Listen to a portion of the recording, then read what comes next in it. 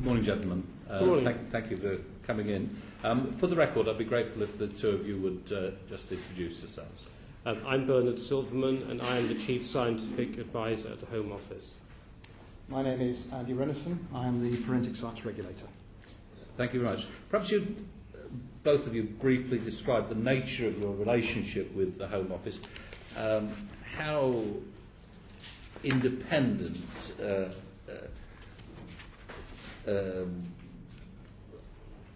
are you over the influence? How do you influence the processes within the Home Office, and to what extent is that independent? That's a starting point, if I may.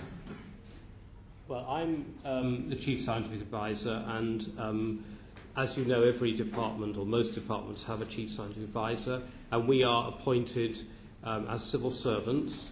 I'm full-time, it's my full-time job, but we are appointed under the Code of Practice for Scientific Advisors. I'm a member of the group chaired by Sir John Beddington, the Government Chief Scientific Advisor, and so independence is written into my job description. And my role is to provide, really threefold. First of all, to provide scientific advice to the Home Office ministers and officials on any scientific matter which is relevant to our work. Secondly, I head Home Office Science, which is a group of about 400 people who work in every scientific discipline, including economics, statistics, physical sciences, social sciences, and so on, to advise on Home Office policy matters. And thirdly, I'm a member of the group of scientific advisors across government, which gives me a sort of overarching background to the work that I do. So I take my independence extremely seriously, and I am expected to be independent, and that's the whole point of my job. I'm a public appointee, appointed by the Secretary of State, by the Home Secretary, on 3-year terms. I'm now on my second term, starting February of this year. I'm not employed on civil service terms and conditions. I have my own terms and conditions agreed with the Home Secretary. And similarly, independence is in those terms and conditions. The public appointments process does give you that ability to remain independent, although I do remain in touch with ministers, and I keep ministers briefed on what I'm doing as a matter of courtesy, but I am left alone to do my work, so I'm left to work without interference from the Home Office. That sets the scene. Now, turning to specifically the Forensic Science Service, when did you, both of you, hear about the proposed closure? Were you consulted by the Home Office on the decision to wind it down? I was told about the decision a couple of weeks. I'm not sure exactly how many. I think it was in November, late November, possibly mid-November. I was told about the decision in advance, but I was sworn to secrecy until the decision was announced. So I was informed, and so was John Beddington, I know that. So we were told it was going to happen, but we weren't consulted as such in advance of the decision being made, but we were informed so that when the decision was made, we were tipped off in advance. I should perhaps also say that my understanding at the time and now is that the decision was taken on legal and commercial grounds, and that it isn't within the Chief Scientific Advisor's remit to advise on those matters, and therefore I didn't see that the process as unreasonable. I was aware a couple of weeks beforehand, but I was not consulted. I am being consulted now. But the decision does have an impact upon the quality of science that's undertaken on behalf of the Home Office, and that has yet to feed through, because we don't exactly know what the final shape of the service is going to be. You must have had some input into giving advice to the government about if they are following this commercial path, that they ought to take care to protect the integrity of the science.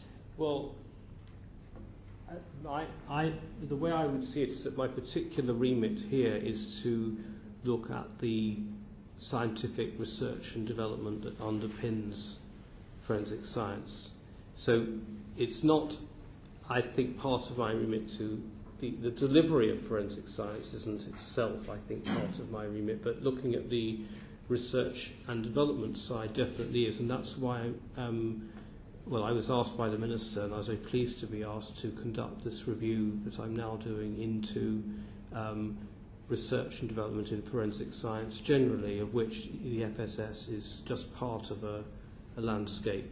Of course, the remit is, the review is being carried out within the landscape that the decision to run down FSS has been made. So what we're saying is, given that FSS is going to be closed in a managed way, how can we best make sure that we have the best possible research and development in this area?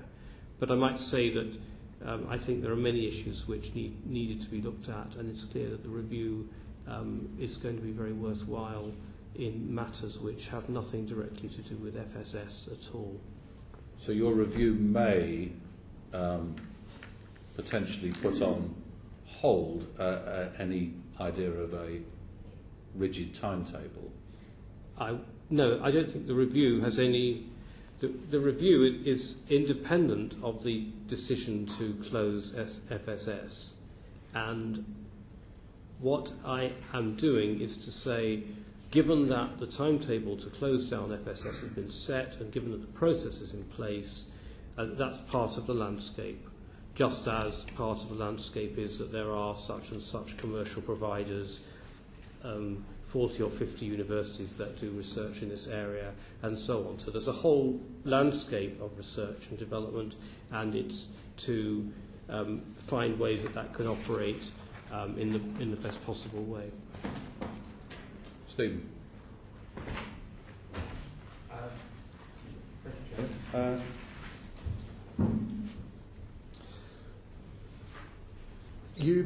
The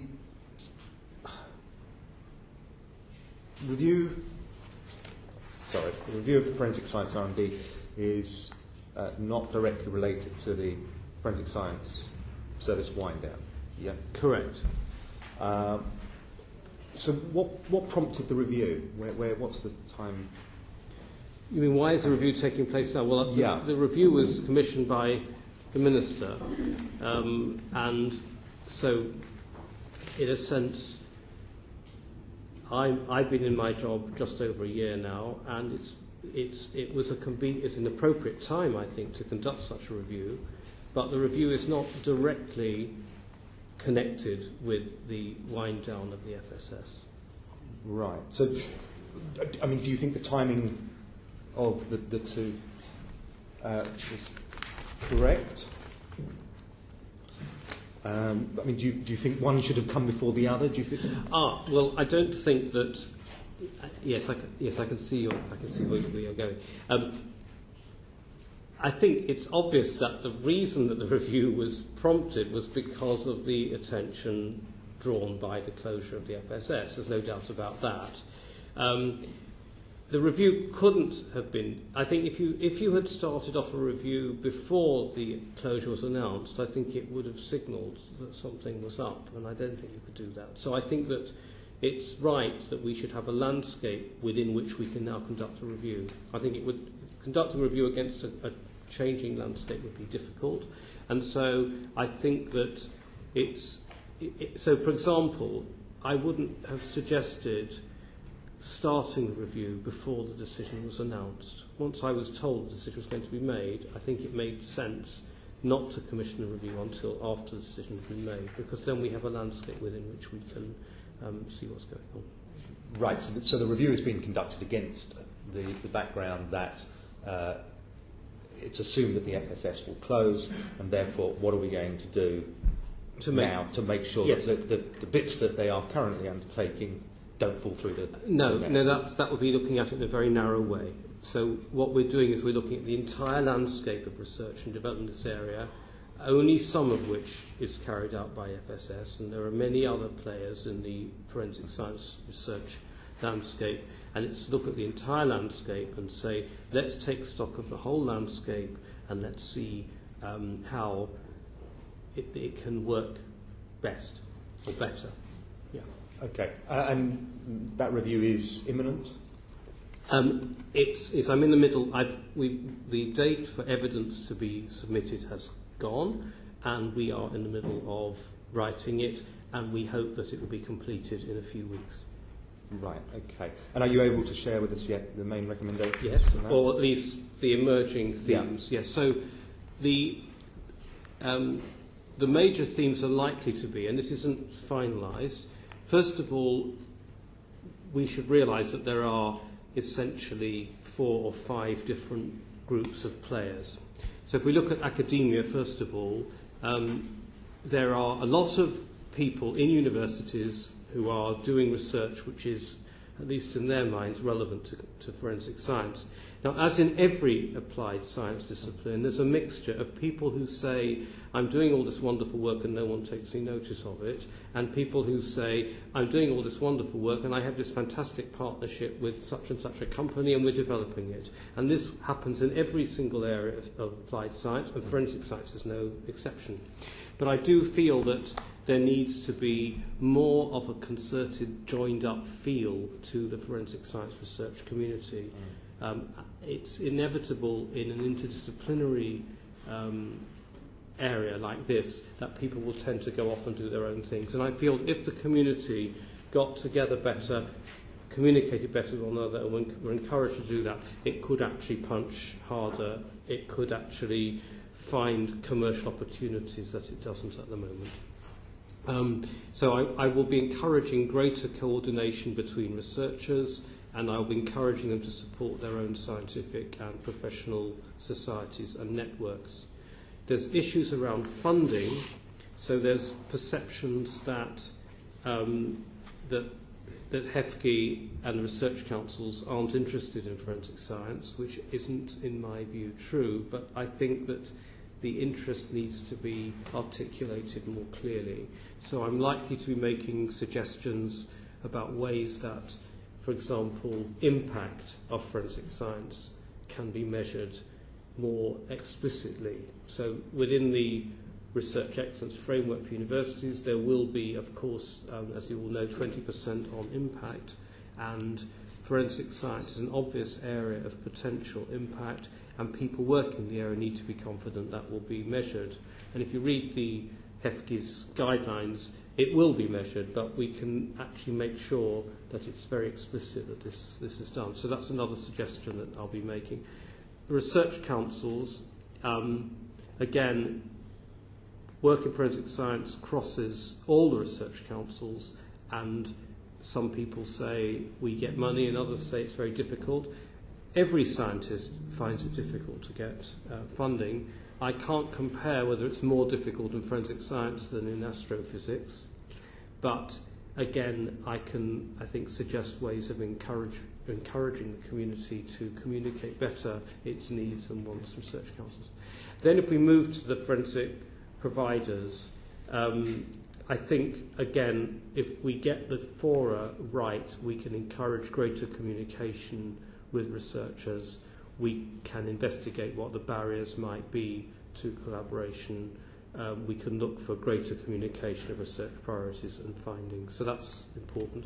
And then the criminal justice system and the police. Again, if we get the environment right, we can get better communication.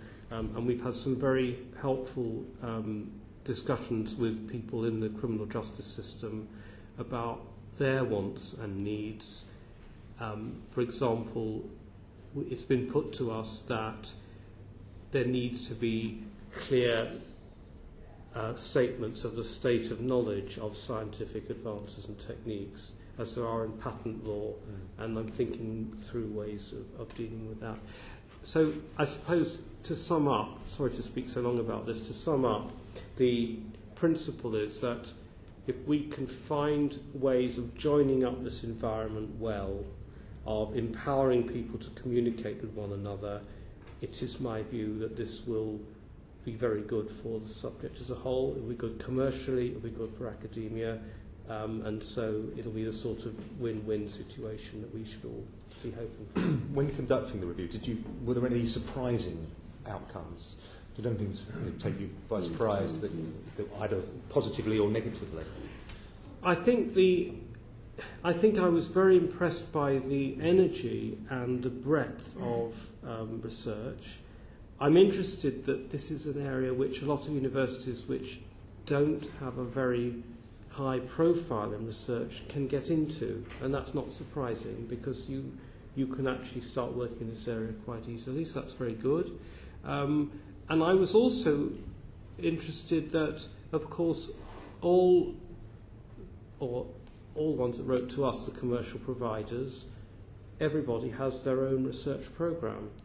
And so it isn't true at all that the only research being done is being done by FSS.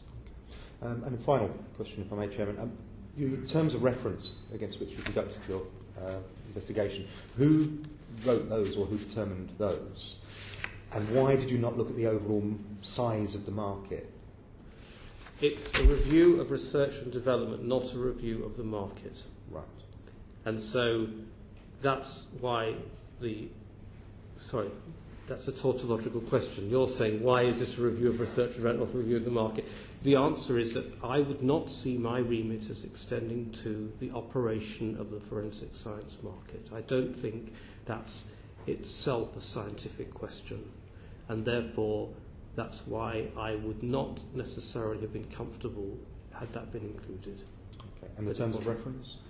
Who wrote the terms of reference? The terms of reference were set by James Brokenshire, and I was consulted while they were being developed. So I didn't write the terms of reference, but I was consulted while I was involved in the process of developing those terms of reference. Yes. Thank you very much. Chair, sorry, with your permission, can I add a comment to that? Very quickly. There's also a very important issue here for me, is the whole one of international research as well. The UK does not stand alone in research in forensic science. You know, crime is global, the science is global, therefore the standards and the research need to be global. So there is a lot of work that we're involved in to develop international cooperation. So the National Institute for Justice in the States has a long list of funded research in forensic science. We now have full access to that, and we're joining up with that. And the FSS is held in high regard. They are held in high regard, yes. But the Australians are doing a lot of research. There's a lot of research across Europe, and we need to link into that as well. So this is not just a UK issue. Thank you. Thanks, Jen. Professor Zildman, whose responsibility is it to fund the forensic science research and development? And could you distinguish the different stages of research and development from basic research to development and validation? It's an interesting question because, of course, you could also ask the question about any area of science, but if I may, and I will make comments about those. So the responsibility to fund research in universities, which is where a lot of the basic research is done, falls in several directions. First of all, it's the responsibility of HEFGE through what used to be called the QR. Sorry, are all these acronyms all right for you? Yeah, that's okay. That's okay. It was the responsibility of HEFGE through the QR to fund all research in British universities, and then under the dual support system also of the research councils. So both HEFGE and research councils have that responsibility. Commercial and industrial income in British universities has approximately doubled over the last decade, which is very impressive, and that is that's an example of the way that all sorts of companies and organisations are funding British university research. And so if you take forensic science, the analogy would be that the responsibility would be with commercial companies in the area to be helping fund research, and they certainly do. So there are lots and lots of joint research projects there. And so those, I think, are the main, that's where basic research is funded. It's a mixture. We used to have a dual support system, but we actually have a triple support system because the private sector and industry, of course, play their part, and that's something that's developed over many years, particularly the last decade. And then, of course, in any area with a commercial market, it's therefore bringing things to market will be the responsibility of the companies that are involved there. The question of what should the role of government be in translating from basic research into applied research is one for every area of application, and forensic science is no different there. And that if you look at the way it works in universities and in industry, it's problematic because it's always difficult to identify exactly which are the areas which are interesting but not going to be very promising, and those which are going to find wide application. And I think experience in many areas shows that you can't dictate it. What you do is you create the best possible environment, and then it should work out, and there's lots of examples of where it has. Yes. So I was very interested. I did some work on a different area about translational research, and in fact the UK is actually internationally, comparatively, very good at this, but it may be that the others aren't even as good as we are. Yes, I understand. What is the overall budget for research and development, and how do you prioritise? In forensic science? Yes. I don't think it's easy to quantify that. If you ask different companies, they'll give you figures. So you can get figures from different companies. There is no ring-fenced specific budget from public funds for research in forensic science. So what will happen is that there'll be projects which have funding from Research Council. There'll be academics who are funded by HEFCE. It's quite difficult sometimes to identify exactly what is and isn't forensic science, and there is no easy way of quantifying. It's a good question. I'm sorry I can't. No, it's fine. So there's no budget from the Home Office overall. The Home Office does fund some forensic science work itself. So it spends 280,000 on fingerprints. OSCT spends about $500,000 on conventional explosives. There's work on nuclear forensics at Aldermaston, and no, that's the total science. That's not, yeah, that's the. And then we also do work on roadside drugs, prototype drugs, and so on. So there's work on drugs, there's work on explosives, there's work on legal highs, and the total is about the figure I have is 2.338 million. But whether that's spent on forensics, as you would understand it, is a different thing.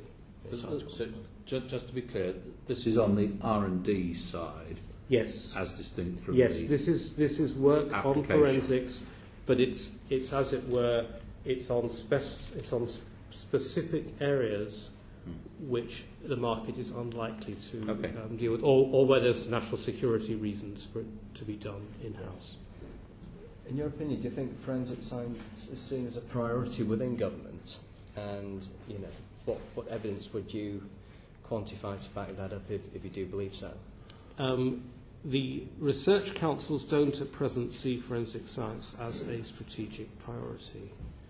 And my understanding is that there are recommendations and suggestions I can make in my report which might encourage them to do so.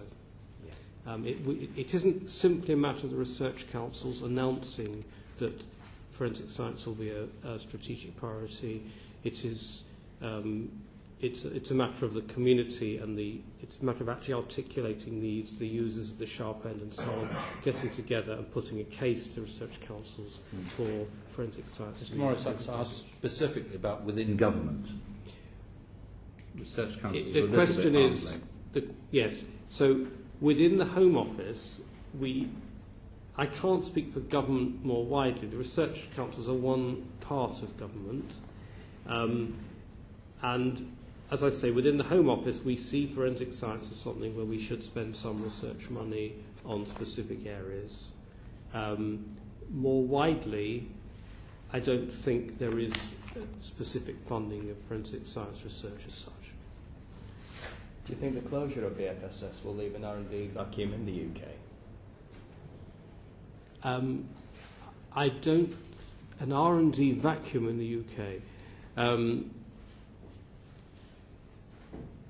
I think the short answer has to be no. But let me explain why. In that there is a lot of R&D going on in many different places. So, in the sense that other companies, some of which have given you evidence already, equally are involved in R&D. So, in a sense, every scientific company in every area does R&D, and so asking the question, I mean, I think that this is going slightly outside the scientific remit to answer that question. But if you ask the question, is there R&D in forensic science other than the Forensic Science Service, that's a question I'd rather answer. The answer is definitely there is, yes.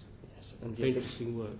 Do you think there should be a national ring-fenced R&D budget for forensic science? And who do you think, in your opinion, should provide this funding? I don't personally think that national ring-fenced budgets are necessarily the way to go. I'd much rather try and find ways of creating an environment where an area like this can naturally play its part and make use of funds that there are. Because the minute you start with ring-fenced budgets, you have them all over the place. And the point is that we need to find ways of funding science which are flexible, which can respond to excellence and opportunity, and ring-fencing budgets probably isn't the way to do that. I'm not sure I'm the person to ask, but that would be my personal view. Thank you. Steve.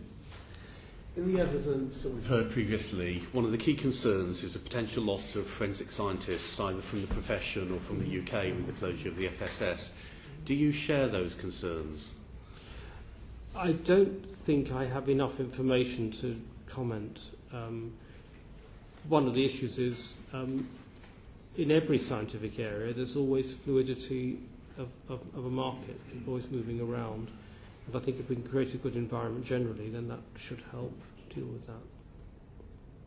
So I don't specifically share those concerns, but it would be sad if anything happened that meant that good work stopped being done. Okay. And how will you make sure that doesn't happen? How will you monitor the situation?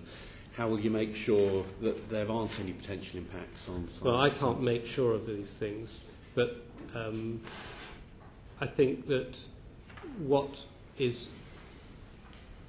important is to point out that anyone operating in this market to thrive needs to have active research and development, and so once that's pointed out, whoever is working in the area will make sure, I hope, that they will support science in their area.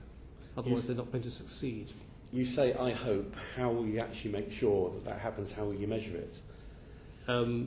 Well, measuring it is difficult because it's always difficult. If you ask a company how much R&D they're doing, they'll give you a sum of money, and so one way of measuring it would be to monitor the research and development spend from within industry. As I've said already, monitoring within other parts of the landscape is more difficult to do. Okay, Mr. Venison, what impact could the loss of skilled forensic scientists have on the quality of standards and on the criminal justice system? That's difficult to assess at the moment, but my understanding of the picture is that we have a considerable number of very, very experienced scientists at the top level, and there's quite a strongly held view out there, and it's a view I share, that there are probably too many of those, because there was actually a recruitment freeze in the FSS for about 10 years. So we've built up a good deal of very experienced scientists. There was a bit of a gap behind them. There's a lot more very experienced middle service scientists coming up through the system now. So the thing that's worrying me is where will all these very experienced scientists go? And I have been speaking to the other commercial providers about this, and there's mixed views. Some say to date they've had no problems with recruiting those most experienced people, because they do need them as mentors for the abundant number of more junior scientists that are there to do the majority of the desk work or the bench work. So to date, they've not had a problem recruiting those most experienced scientists. There is a concern about that in the current climate, whether those people will stay or go, and it's something that I will have to monitor.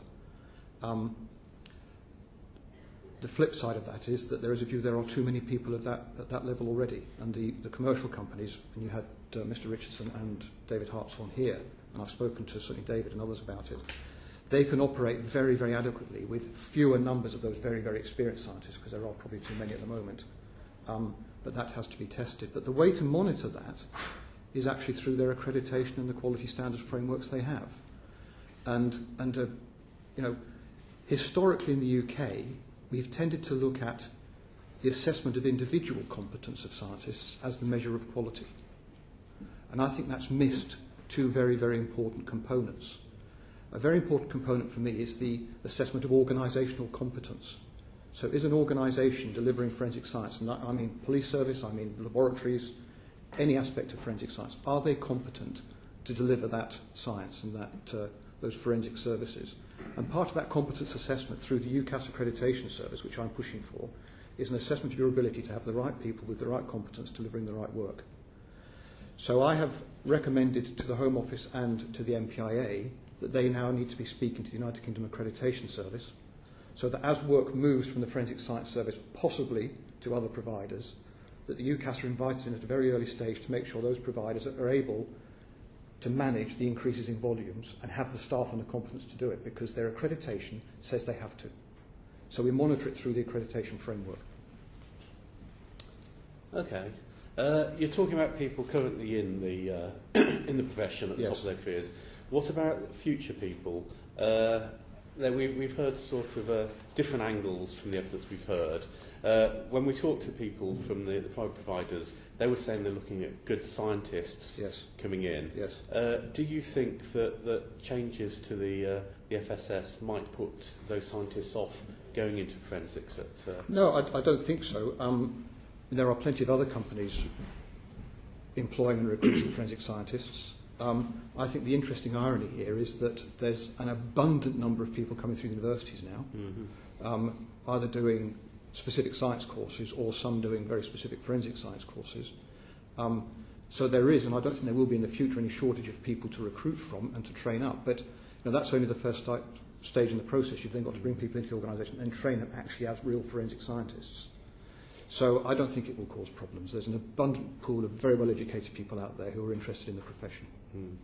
Okay, moving off into a slightly different direction. When we had Professor Jim Fraser, he was saying he actually thought there were too many people doing a lot of these forensic courses, because what the companies actually want are people with good basic science skills that they can then train in forensics. And yet I think if we look at the figures, there are over 5,500 people currently studying forensics at university, and often these courses have been put on by the universities because they're popular, because they're fashionable at the moment. Do you consider that there are too many people doing forensics as a subject rather than doing proper science subjects? I've had, I do speak to vice-chancellors and professors of forensics about this sort of thing quite often, and if you struggle to fill your chemistry degree course nowadays, put the word forensic in front of it and you get tenfold applications. So forensics is a very fashionable thing, and it does bring people in. I've had one very experienced professor in his field actually say, well, what we're doing is immoral. We are offering people degrees and training with no real prospects of jobs at the end of it. However, it is putting people through good science training, and we do need more scientists. And a lot of the people that finish their forensics degrees actually go off and work in other industries. So it's a mixed picture. I think we've got to be very guarded that we're not making false promises to potential graduates that can't be met. But, I mean, Bernard and I have discussed this. It's a good thing to have more science graduates. The country needs them.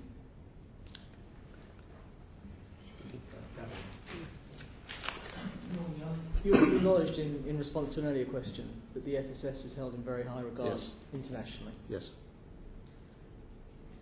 Will the closure affect the UK's standing internationally in terms of forensic research? I was I deliberately made the comment earlier about the international picture with regard to research, because I think we are at risk internationally of wasting time, effort and money if we don't collaborate on research, because I collaborate very closely with my Australian counterpart. I am now collaborating with contacts in the US. We collaborate with the European Network of Forensic Science Institutes, and we are drawing up a joint strategy with them, because they are researching exactly the same issues we're researching. A good example of that is cognitive bias or cognitive effects in forensic science. At the moment, there's research in America, there's research across Europe, and we want research done here. We need to collaborate on that and to draw that together. The people I am meeting clearly hold the Forensic Science Service in high regard. Equally, they hold universities and other places around the world in high regard. So the Forensic Science Service is not the sole source of good research, but they're held in high regard because they have been here. And they have led on a lot of research over the years and done some very, very good work. My view is that they don't leave a vacuum behind them.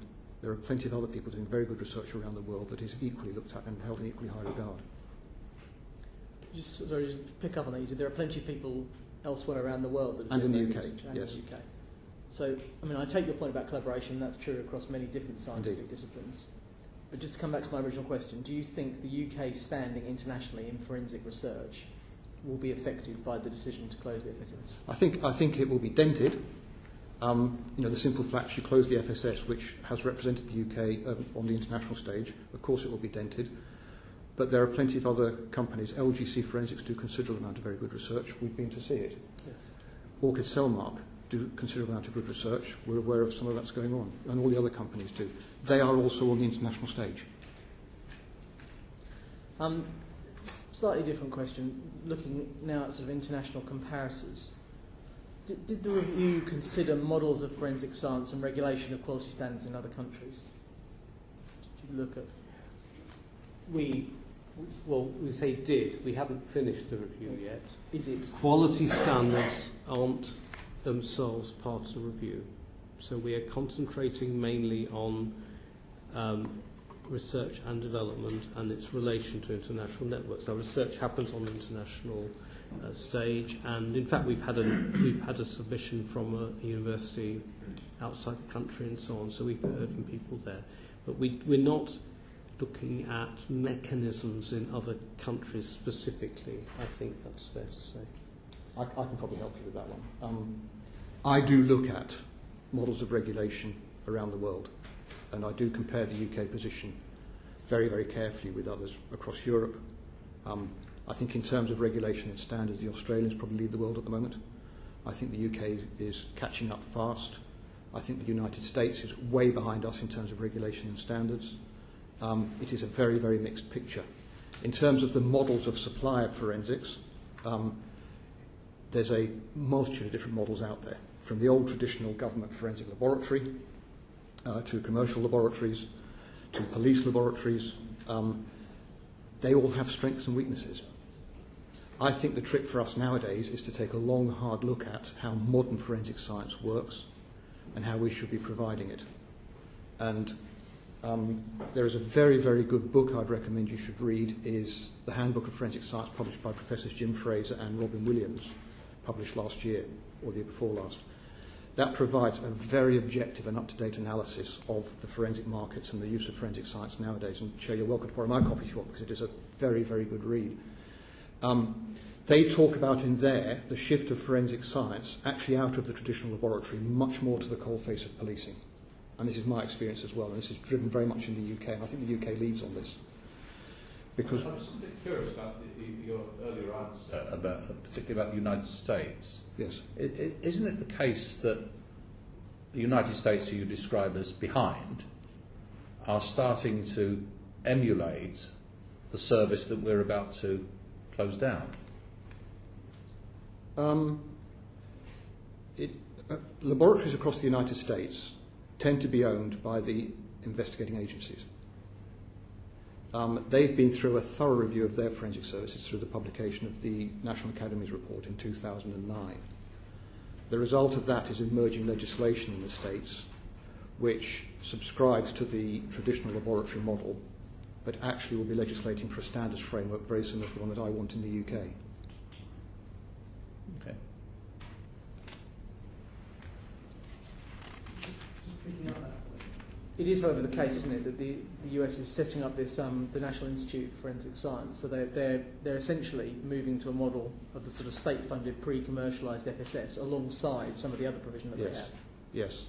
Well, the Leahy bill in the United States is in Congress, and I was talking to the National Institute of Justice a couple of weeks ago about that. That's going to take about 3 years to work its way through, and the funding for that is far from guaranteed, so there's a long road to travel yet. But that's what the bill that's before Congress recommends, is this National Institute of Forensic Science with funding for research and to set standards. It doesn't provide funding for the laboratories themselves, but it provides funding for research, and it provides funding to set up the standards frameworks that are needed. And it also legislates for the sort of accreditation framework that I want. But it makes no comment about forensic science at the coalface, which is where we are very much in the UK. So it's difficult to compare at the moment because there's a much more traditional model in the States that doesn't necessarily apply here.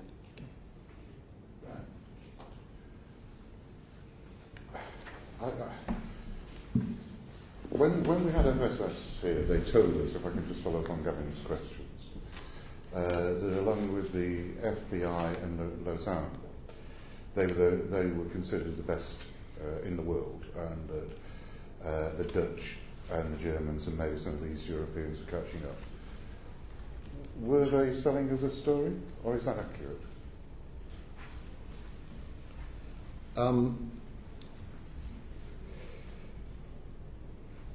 I think it's accurate to a degree. They have been world players, but I think the picture has changed in the last 5 years or so, where the research has moved more to applied and research that it's a different kind of research. It's much more, it's based at producing new products that will help the company benefit in the future. So I think they have slipped from the pure research they've been doing in the past to much more of an applied type of research. I disagree with the notion that they are one of a tripartite of leaders in research across the world. There are many others involved, and Bernard's seen some of that in his review.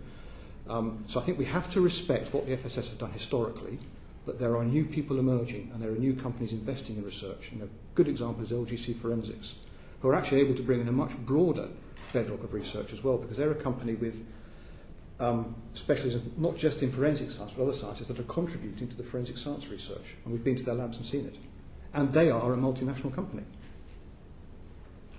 Can you give us examples? Because I'm still left with a contradiction in the evidence. Where have LGC broken through? Where have they given a better service? Where have they solved more crimes? Where have they developed the research compared to FSS? They've developed their own DNA methods, which have helped solve crimes, where in the past the FSS weren't able to develop DNA profiles. They are producing a unique piece of equipment at the moment, which will massively help the investigation of crime scenes in terms of DNA analysis and technology. And that is now being assessed by the National Policing Improvement Agency as part of the Rapid DNA project. They undertake a considerable amount of chemistry research, which was demonstrated to us when we visited the labs. Can I just pursue this a bit with Professor Silverman? You emphasised at the start that you were independent, and I'm pleased about that. But having said you were independent, you said the government have taken a decision, the FSS is to close, so we're not looking at that research. That doesn't strike me as the response of an independent scientist. You've got this, whether it's declining, whether it's increasing, it's certainly had a history of excellent science. And yet you decide, because the government says, I'm an independent scientist, but I won't look at that and the contribution you can make. No, that strikes me as wrong. Thank you for asking the question. I'm sorry, I did not mean I wouldn't look at the FSS's research. Of course I'll look at the FSS's research and at all the other work that's going on. I don't think, but the question is, what are the parameters within which I am able to operate? So I take it that my review and my terms of reference are to look at the research and development in the light of any decisions that have been taken, so that the decision for managed closure of the FSS has been taken. And I don't think it's within my remit to challenge that particular decision. What we want to do is to say, this is the landscape, and now we're going to make sure that we look at the way that research and development should work given the landscape that there is. My understanding is that the decision about the FSS has to be taken for legal and commercial reasons, which I'm sure have been explained and will be later, and that's a done deal essentially. And it isn't that was not a scientific question. We can, but the important thing is to look at the research landscape, including work that's been done in the FSS, and see the way that should develop best in the future. But Sorry, I'm interrupting you. No, But we've been told that the structure of organisations matters in terms of the research that's done. It's not just a chemist or a scientist at the laboratory bench pouring sulfuric acid into a test tube.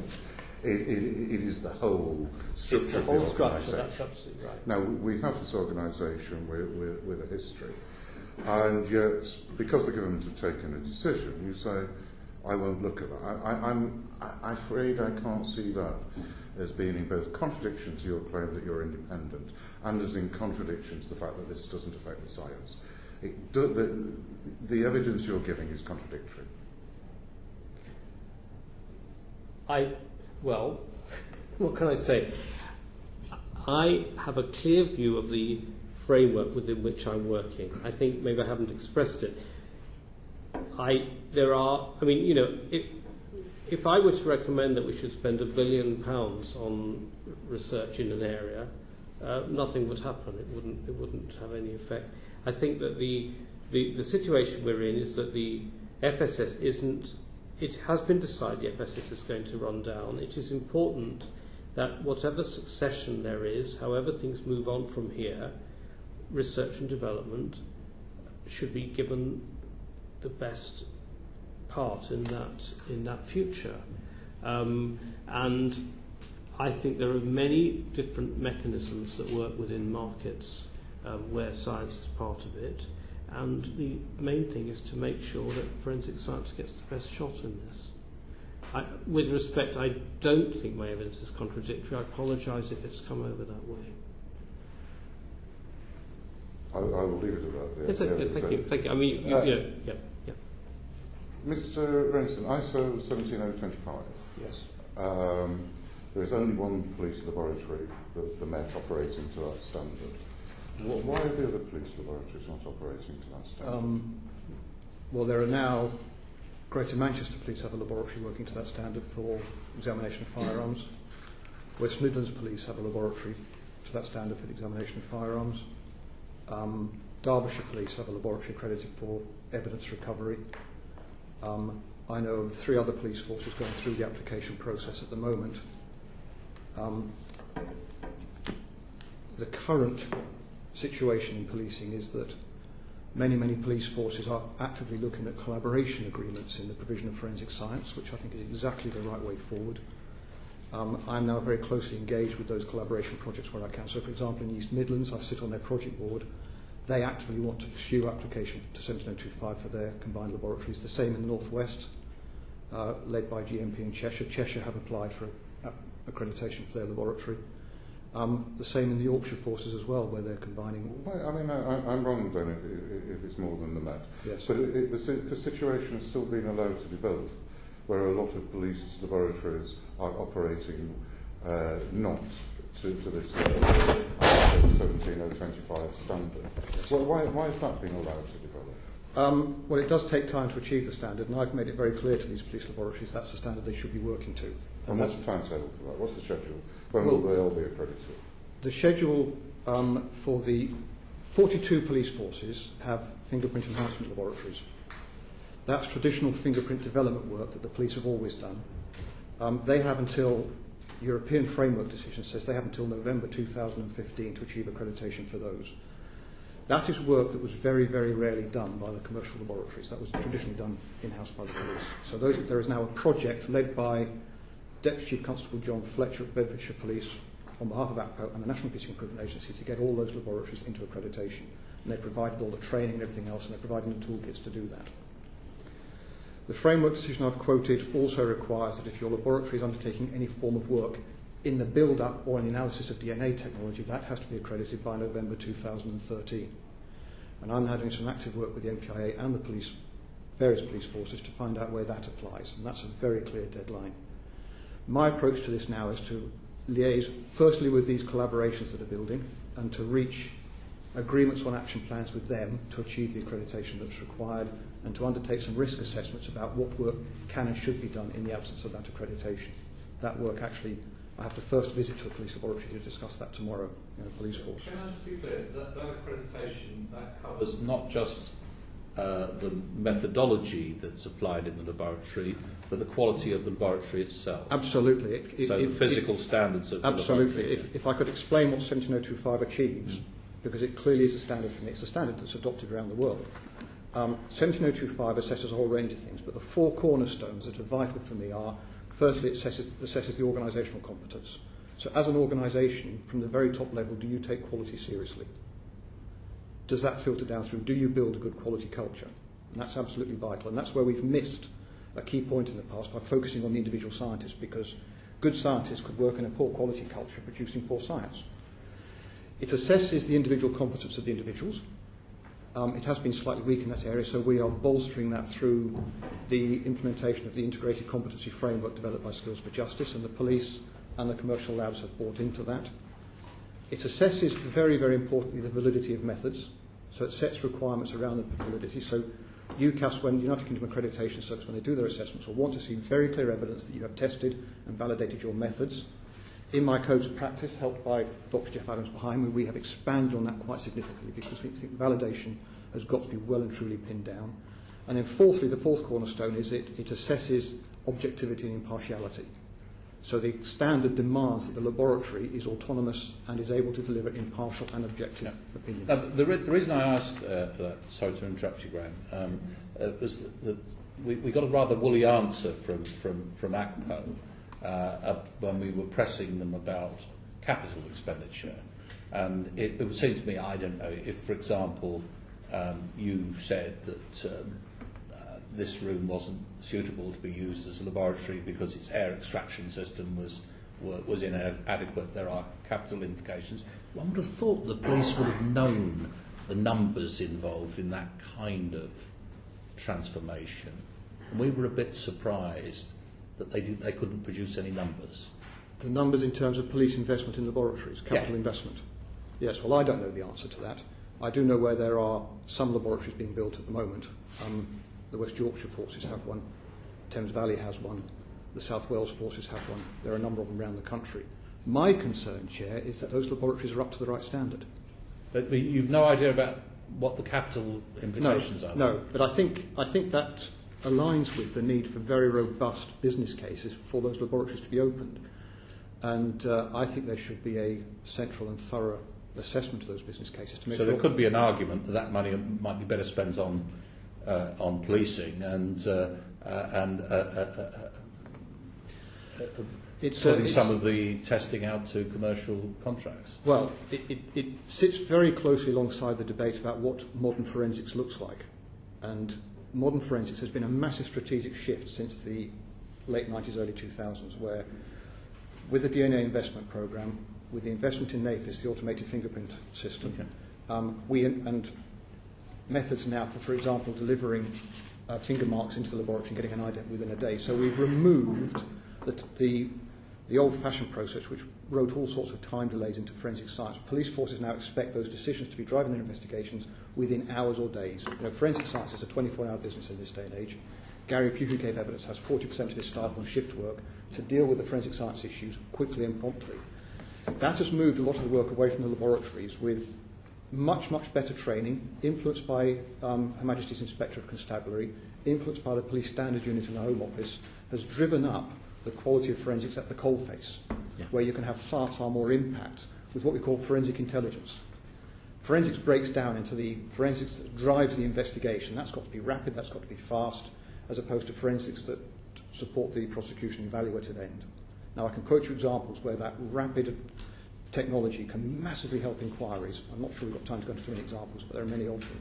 That is driving the forensics much, much closer to the coalface, where perhaps you do need laboratories and decision makers much, much closer to that coalface. You can't be several days away in a laboratory remotely somewhere. You want the scientists there. Now, what the police have got are those, more and more now, those scientists driving the decision making, not necessarily with laboratories, but certainly as specialist advisors and heads of scientific support in police services, helping really squeeze the benefits out of fast forensic science, which is what we've got. That also helps. I think there's a new model emerging where you will have more laboratories close to the coalface. I think it's well worth exploring whether those laboratories should actually be run by the commercial providers. I can see a real benefit in that in the future. So move the facility, but still outsource it, where you can bring in all that expertise and support, but you can drive fast forensics. Right. That was genuinely very, very informative and useful information. But can I take you back to the original point? When are all these laboratories going to be accredited? Yes. Are they all going to be accredited by the two deadlines that you told us? There will be a whole range of activity, many of them before those deadlines, and what I'll be agreeing with individual police forces and these collaborations are action plans that I am comfortable with, that set, I will agree individual deadlines with them. The absolute deadlines at the moment are November 2013 and November 2015. And do you expect those deadlines to be hit by all laboratories? Yes. Yes. Or they have to stop doing the work. It's as simple as that. Right. And we're going to do some risk assessments in the very near future about whether some of them should stop now. That's very good. Finally, on independence, you said one of the four legs of the accreditation of ISO 17025 was independence. Yes. In a world where the Crown Prosecution Service was set up following the fiddling of evidence by the police in the Birmingham 6 case and others, shouldn't these laboratories be completely independent of the police on principle? I don't think that's necessary. If you read and I think a very good review of this is the recent Law Commission review around the admissibility of expert evidence, published 2 months ago. They have a very interesting section devoted to this issue of impartiality of expert witnesses, not specifically police experts, but experts across the piece. But they do actually, in one paragraph, quote the police. They quite rightly point out that there is very few reported cases where impartiality has actually been an issue. They are recommending changes to the law that is built on an assumption that experts, and they include police experts in this, are actually impartial and understand their responsibilities to the court, very clearly set out now in the criminal procedure rules. So the evidence to date is that impartiality is not a massive problem in the criminal justice system. But I want to underpin that through accreditation. With respect, people would have said that about police evidence before Birmingham 6, wouldn't they? Well, but Police and Criminal Evidence Act and many other things have changed since then. Yes. And we do have a prosecution service. And the question I'm asking, isn't this the same, if not a practical problem, the same philosophical problem, that they're not independent? I think that is a very interesting philosophical issue, and I think you could end up discussing the whole philosophy of policing. The police are charged with investigating crime. That's how our system works, the accusatorial system. With modern forensics right at the coalface, they're always going to have a heavy influence on that.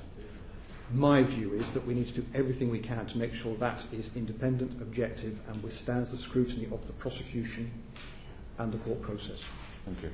Stephen, very quickly. Yeah, just very quick point of clarification. The two deadlines you mentioned, yes. 2013 and 2015, those were for specific services, yes. weren't they? When do you see there being all forensic science that is conducted in the UK being conducted by accredited labs? Well, you have to split forensic science there into the crime scene forensics and the laboratory forensics. Those deadlines will cover the vast majority of laboratory forensics, because once you have your evidence recovery labs accredited, it's just a natural extension to include everything. It just becomes the obvious thing to do, and people do that across the board. The big debate for me now is the crime scene standards. And we're doing some pilot testing on that later this year. There's a new standard, ISO 17020, is being promoted, certainly across Europe, and I had some good discussions in America about this a few weeks ago. There's the standard for crime scene investigations. It's all theoretical, it's never been used in practice. We will be the first to pilot that. I've got 3 forces lined up to pilot it later this year with the United Kingdom Accreditation Service. Right. So we can't set any dates on that yet because we haven't run the pilots. Okay. Thank you. Mr. Anderson, you have been forensic science regulator now for 3 years. Why have you no statutory powers to enforce compliance with quality standards? During the research phase leading up to the development of my role, Home Office officials spoke to many regulators and said, what sort of regulatory model should we have? And the overwhelming recommendation from that is avoid some sort of statutory model if you can, because it tends to restrain you. Before I did this job, I worked for the Gambling Commission regulating the gambling industry, which was in turn regulated by the Gambling Act. We were very constrained by the legislation. So the recommendation at the time was to go for a light touch regulation, but with the regulator having the freedom to move into areas that he or she sees fit. And I actually do enjoy that freedom at the moment. So, for example, I have the freedom to say I'm not at the moment regulating forensic medicine, but I will do in a year or two's time when I've got the resources to do it. And we're now doing some new work, brand new work with the coroners to start to think about regulating non-forensic post-mortems, because that can feed into the criminal justice system. So it gives us that power to be, or the ability to flex where we need to. However, I am now reaching the conclusion that we have to seriously consider some sort of statutory underpinning of my role and some sort of powers to mandate standards, because now that we have developed and consulted widely on the standards, I think it's entirely appropriate to consider whether we should be mandating those and to actually bolster the European regulations and translate that into domestic law with some sort of domestic powers to mandate standards, which I think picks up on your point, Mr. Metcalfe, very, very neatly. I do some work at the moment in the CCTV regulatory field and working closely with the Home Office on this, where the model they're developing for the regulation of CCTV and the Protection of Freedoms Bill, I think is giving some very good pointers to the sort of model that I should work to. So you actually appoint a regulator, so there is a statutory underpinning of the role. You ask the regulator to produce codes of practice and conduct that, if required, can be agreed by Parliament and are then published by the Secretary of State. So you go through that consultation process. And you list in there the people that have to have regard to those standards. Yes. And you don't need to take it any further than that. That is now an active discussion. Yes. In your written submission, you stated that statutory compliance had not been necessary to date, yes. But FSAC minutes show that you are yes. now considering legislation to strengthen your role. Did the impending closure of the FSS prompt this change? I wrote that submission after the announcement of the closure, and this is how fast things are moving at the moment. At that time, I was quite content with not having statutory powers. I have changed my mind since then, yes. Because as I engage more and more with some police forces and others, I'm beginning to realise the need to have more muscle behind me to enforce some of this. So I have to confess I've changed my mind slightly since I gave you that written submission. Thank you very much. Stephen. Thank you, Chairman. We obviously, I think, all agree that accreditation is important and plays a vital part in this. How confident are you that all the current FSS workloads yes. will be transferred to fully accredited providers by the deadline, of the closure deadline of 2012? The most obvious risk to me in the closure of the FSS is a risk of taking work out of the FSS accredited environment. And there's no doubt about it, the Forensic Science Service since 1991 have led, I think, the world on the development of quality standards. So they now have by far the broadest, what we call, scope of accreditation, so the number of methods they cover in their accreditation. There's a real risk of taking work out of that broad scope of accreditation into a non-accredited environment. And the way I describe that risk is that in the accredited environment, you manage the risk of quality failings. You don't eliminate it, you manage it down to low risk. So you can't inoculate against failures, but you can manage the risk very, very aggressively. If we take it out of that accredited environment to a non-accredited environment, that risk of something going wrong, I think, rises to very high. So in the current environment, you have a low risk, but the impact is always high. You can never manage that impact down. The impact of a quality failing will always remain high. I think if you then take that work into a non-accredited environment, the risk shoots to high, but I think the impact becomes very high because you haven't got a leg to stand on, quite simply. And I've written to ACPO, I've written to the NPI, and I've written to the Home Office, making that risk very, very clear. The result of that is agreements that the work will be moved to similarly accredited environments. Right, so there's an agreement. Yes. Okay. We've got to work through the real detail of that, and I'm going to be at the heart of it. There might have to be some tricky decisions to be made. So, for example, if we move a piece of work out of the FSS into another laboratory which has a broad scope of accreditation, it might not have that specific method within its scope of accreditation. That, I think, is possibly, I need to look at the detail, that is possibly a manageable risk, Right. providing I see an action plan to get their scope extended to include that piece of work. That is a manageable risk compared to taking it to a non-accredited environment. Yes. No, So there's a bit of I flexibility. do see the distinction. I do Yes. see the distinction. I mean, do you think this was going to lead to... All right, okay, firstly, you're confident, therefore, that there won't be a contamination or a degradation of the evidence as it's transferred out from the FSS into other providers? If my views are adopted, Integrity. yes, if my views are adopted, Okay, then we so- prevent that. Good. Okay, that's great. What about the fragmentation of casework? And how will the courts have faith that the exhibits have not been contaminated and tampered with? For me, fragmentation has been an issue long before the FSS and the announcement of the closure of the FSS. You know, complex inquiries nowadays involve far more than just the traditional laboratory forensics.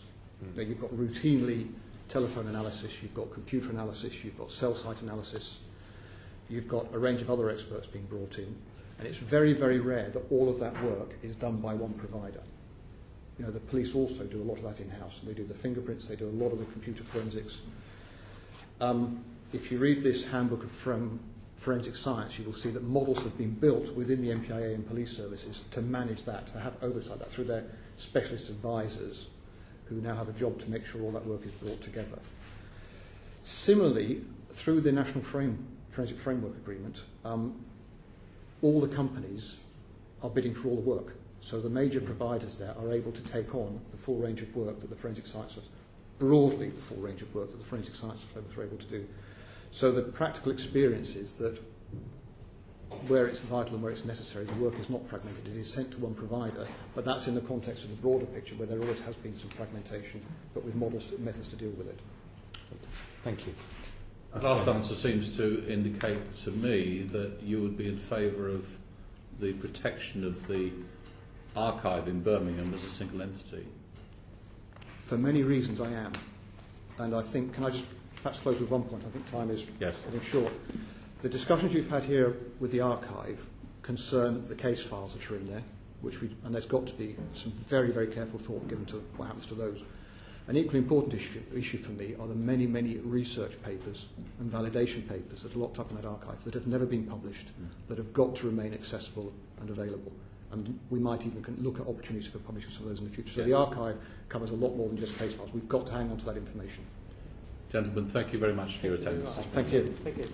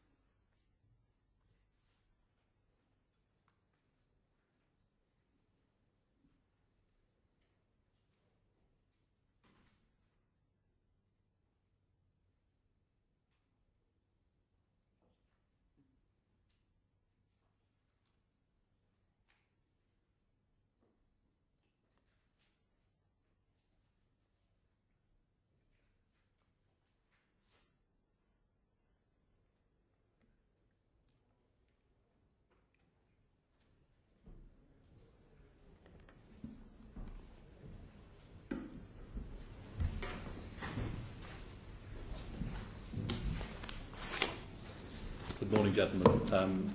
Sorry we're running a few minutes behind schedule. It's been an interesting session this morning. Minister, we know who you are. For the record, Dr. Webb, would you introduce yourself? It's Stephen Webb. I'm the Director of Finance and Crime Policing Group in the Home Office. I'm not actually a doctor. But The title's changed on in front of me. Minister, at what point did the Home Office decide to wind down the FSS, and what evidence was it based upon? It became apparent towards the end of September, October, that the FSS was in some considerable financial difficulties, that in essence its available cash would run out by the early part of this year, so around January 2011. So presented with this, I think, very difficult situation with FSS, we considered a number of options in terms of how best to address the situation, and came to an initial decision in around November, and then sought collective agreement before making the decision and the announcement that I did on the 18th of December. So this is a financial decision? Well, I think the decisions that we took in relation to FSS were largely commercially driven, but with the clear recognition of the impact and the overall role that the FSS plays in relation to forensics and the role that it plays for the police. But it was largely a commercial decision, but recognising the broader issues that arise here. What other options did you consider, and why were they ruled out? There were, in essence, three principal options that were available. It's worth noting that FSS is a GovCo. It's therefore subject to the Companies Act and various other legislative requirements. And so there were three options that were potentially available. In essence, allowing it to go into administration, which we immediately discounted because of the impact that would have on the criminal justice system and our fundamental desire to ensure that there was integrity within the criminal justice system. Some form of restructuring, in other words, to invest further to see if there was a way of retaining the FSS in some form to be able to break even moving forwards, and obviously a wind-down arrangement, which was our ultimate preferred option in terms of dealing with the situation and taking things forward. Why was the middle one ruled out? Well, it's worth talking about perhaps some of the evidence and some of the issues that we looked at in the context of forming our decision. One important part of that was an assessment of the size of the market and what was expected to happen in the future. The estimate that we received in terms of the size of the market as existing was around the 170 to 160 million range in terms of the existing external forensic market, and that was projected to reduce to around 110 million by the end of 2015. And so looking at that and looking at the fact that every time the FSS had gone out to the market, part of the procurement framework, in essence it had lost business every time that it had sought to go out to the competitive market and when police forces tendered for the work. And so seeking to examine the issue of a reducing market with the FSS having a declining share of that market, we couldn't satisfy ourselves that by investing what would be a significant sum of money, the sum of money that you were investing would in essence potentially be smaller than the revenue that the FSS would be receiving in that reduced situation. And so from but hang on a second, some of this is funny money recycling around the Home Office. Money's been spent by police forces up and down the country in building laboratories and so on. Wouldn't that money be better spent in purchasing services directly from a semi-autonomous operation rather than building their own? Well, I think that if you're to harness some of the efficiencies and the, improvements that we've seen in the forensics market that I think has been garnered by virtue of the private sector coming into the market in a more commercial market, I think you need to look at it against that backdrop in terms of seeing those improvements, seeing the value for money, and I suppose driving our decision that we feel that the external market is best provided on a fully commercialised basis. Yeah, but I asked you about the police forces. The police forces themselves are spending significant sums of capital in building laboratories. Well, there has been some investment, you're right, in relation to police forces and some of the work that they've been doing around, for example, the triaging, the assessment of how best that casework should be delivered, how best forensic testing should be delivered. But I think that there is a distinction to be drawn between perhaps some of the internal work that the police are undertaking and the external market, going out and providing those services externally. And our judgment was that that external market was best provided commercially so that the police could then get more value for money, that they could see further improvements on the performance of the forensics providers, and that was best addressed through a commercial situation rather than perhaps the situation that had preceded, where the FSS had been set up as a GovCo, in essence to move forward to a fully commercialised market, but in essence it got stuck. It had sort of got halfway there, and then it had been left in limbo, rather than, I think, fulfilling the original intention to move to that fully commercialised market. In many ways, I think some of the challenges and issues that we've had to address have been as a consequence of those initial decisions. Did you consider shifting it from a GovCo to another status within government operations? I think it's worth underlining some of the other constraints that exist, particularly around state aid and the state aid issues that do prevail in relation to this, given that we have there has been a semi-market that's been established with around 40% in the pure private sector and around 60% residing with the FSS. And therefore government has to act within that framework of state aid and can't simply continue to fund money on a pro tem type basis. The state aid requirements in essence require us to look at either a restructuring to get to a break-even position or to some sort of liquidation position. And so it's against that backdrop that seeking to sort of perhaps nationalise it all over again wasn't, I think, an option that was attractive either from the commercial aspects that I've already talked to, but equally the restrictions around state aid that do exist. Who exactly was consulted, both within the Home Office and externally, and what scientific advice did you seek? Well, as I've indicated, the issues and the challenges that came up were in many ways of a commercial nature. And so our discussions were focused on, obviously, ACPO, the Association of Chief Police Officers, the NPIA, and the sort of policing sector. But equally, we did go out to the criminal justice sector as well to obtain their input in relation to the integrity of the criminal justice system, and obviously the Home Office scientist who's just given evidence to you was notified in advance of the decision that was announced on the 18th of December. But not the CPS? Crown Prosecution Service was engaged. They were consulted as part of this process because clearly the robustness of the criminal justice system is something that I hold very dear, and certainly we were very clear in ensuring that the robustness was maintained in the decisions moving forward. And so if you're looking at the three options that were presented to us, in essence an uncontrolled administration, we rejected that on the basis of the impact that would have on the criminal justice system. Clearly we looked at the issue of the restructuring and what that might mean, but ultimately because of, I think, the broader commercial issues that were engaged around that couldn't take place, and why we went to the wind down. And the CPS was engaged via the Attorney General through the clearance processes and making sure that there was satisfaction across government in terms of the decision that we took in relation to the wind down. Okay. David? Thank you, Chair.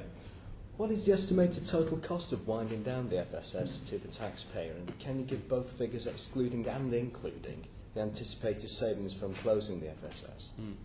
Well, we have, obviously you will be aware of the provision that has been made in relation to the third quarter accounts of the Home Office that had previously been published, which put a provision of 70 million into those accounts as a provision.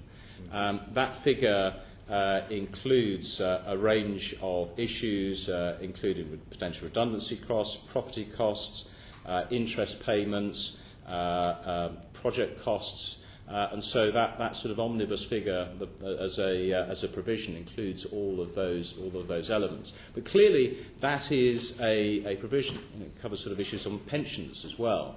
And we would certainly be working very hard to reduce that number, given that a lot of this relates to commercial negotiations with contracted parties. And so that is very much a provision at this stage in relation to the estimated cost during 2011-12.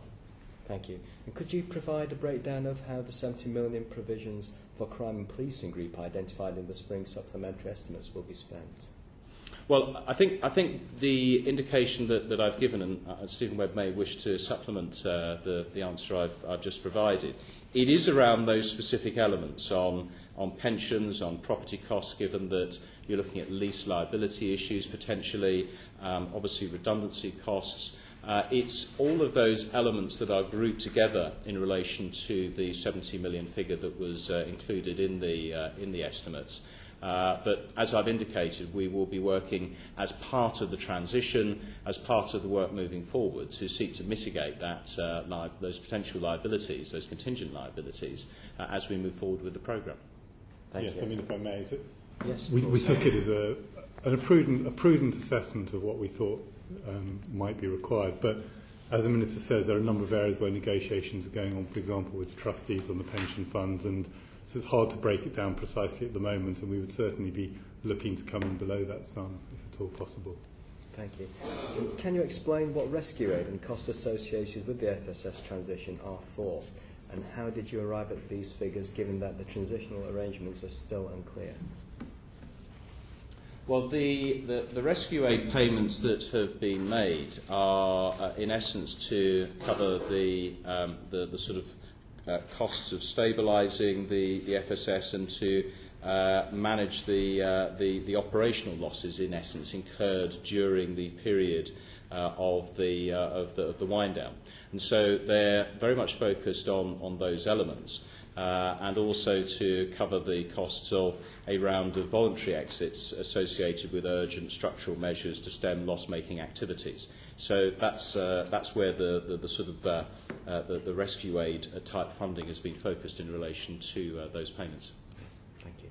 Just before we move on from during this transition, the highest priority must be the integrity of forensic science. Are you geared up to the possibility that because there's a very complex transformation that's going on, that this could take longer than you have proposed, provided that you put forensic science at the top rather than the simple balance sheet issues? Well, I do take the issue of forensic science very seriously, and I'm very pleased that you've taken evidence from the Forensic Science Regulator and also Professor Silverman, because obviously they will have talked very clearly to the impact on forensics more generally, on the issue of research and development and innovation.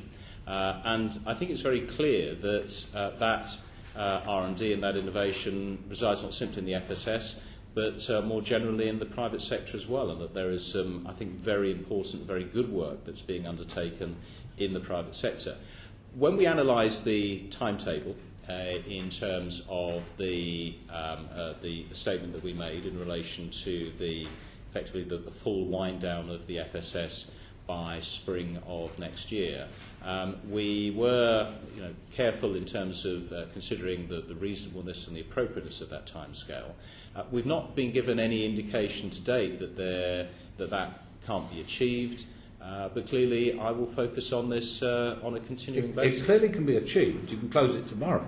No, but achieved in a careful and measured way, taking into account the interests of the criminal justice system, the interest of justice, and also considering carefully how, which I'm sure you may well come on to, in terms of the availability of information for cold case reviews, and in essence all of the information that is currently retained and held by the FSS in connection with previous investigations that they've undertaken. So I'm very seized of that in the work that is moving forward in ensuring that there is that integrity and confidence and that there is the assurance that's given around all of that.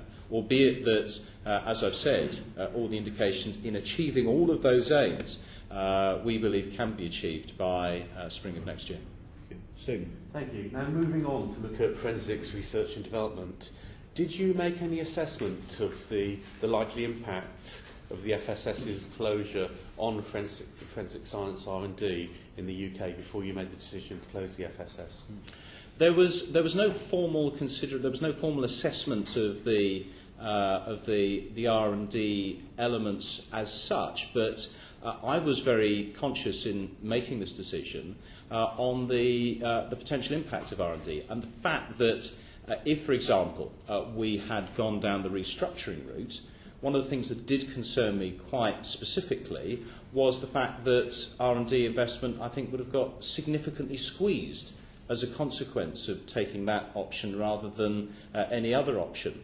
And so, whilst there was no formal assessment, it would be wrong completely to characterise the decision as not considering or not taking account of the issues of R&D and future investment.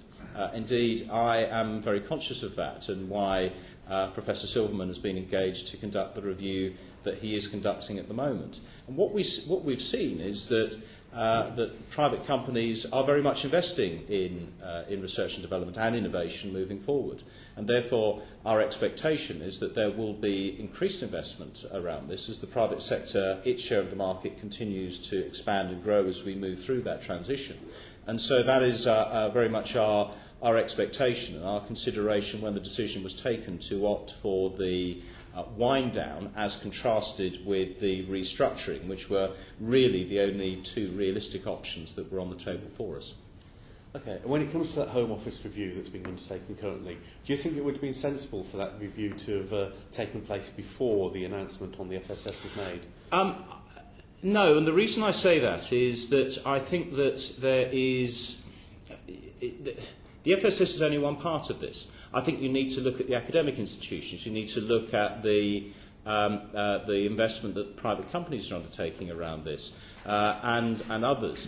And so when you also consider that we were presented with a situation where FSS, as a consequence of the Companies Act, were saying to us that they were in a zone of insolvency, that they would be at risk of going into uncontrolled administration unless some form of action was taken by the Home Office, it would not have allowed, I think, a proper review at that stage of these very issues.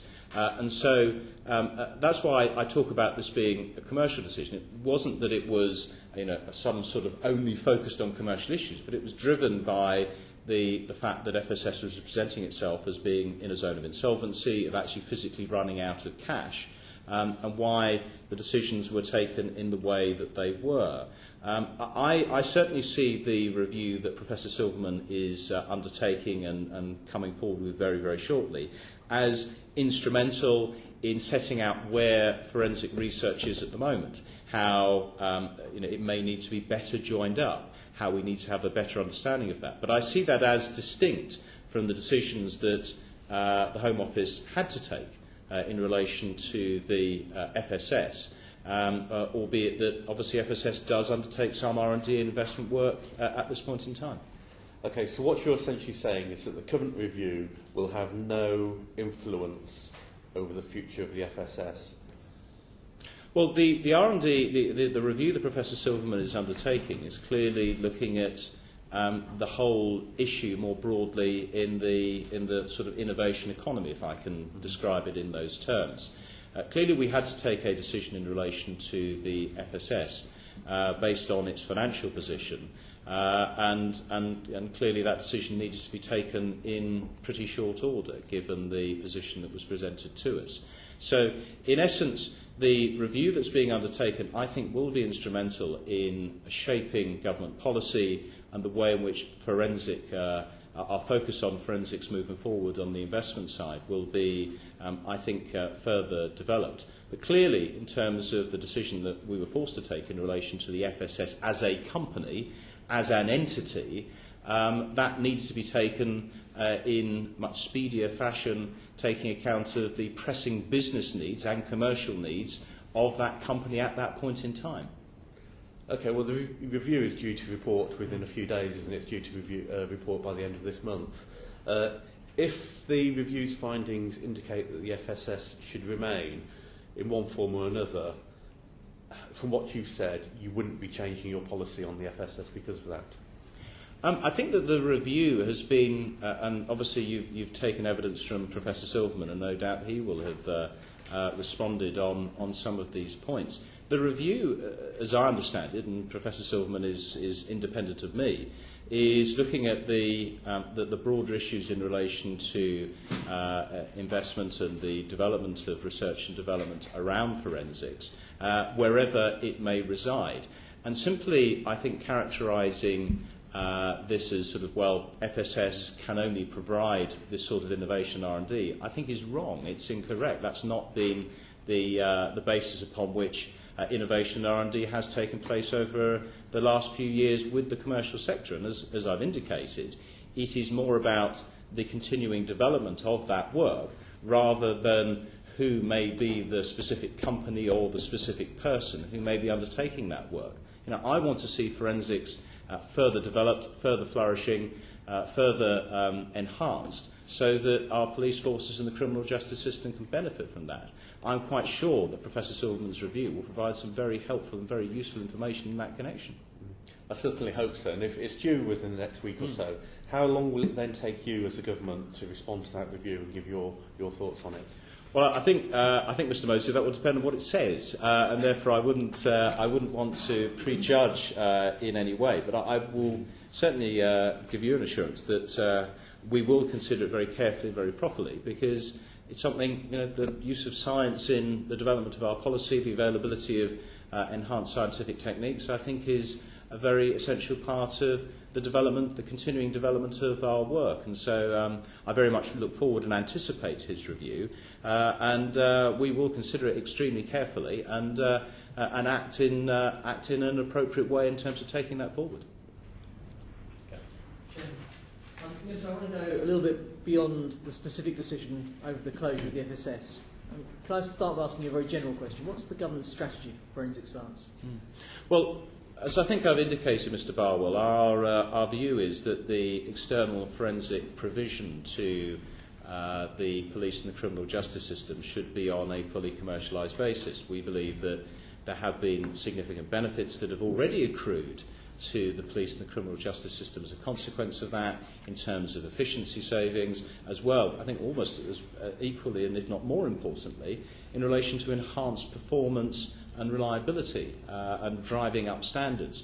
And so our approach is very much about ensuring that we do have a fully commercialised market around forensic provision to the criminal justice system, and that's at the heart of our approach and underlining the decisions that we have taken in relation to the FSS. Forensic science providers, who are they providing a service to? Who's the client? Well, I know this is a question I think that has come up in your previous deliberations, and whether the client is the criminal justice system or someone else. Clearly, on a contracting basis, the immediate customer is the police as part of the forensic framework agreement or other contractual provision for the provision of those services in the external market. But ultimately, it isn't in isolation. It has to have that clear eye to the broader criminal justice system and the information that is provided, the reliability of the evidence that's provided clearly points to the courts. And so whilst the contracting party is the relevant police force, it is obviously, it can't be viewed in isolation, has to be viewed in the context of the integrity of the provision of forensic services to where they will ultimately be used, which is in the justice system and in the courts.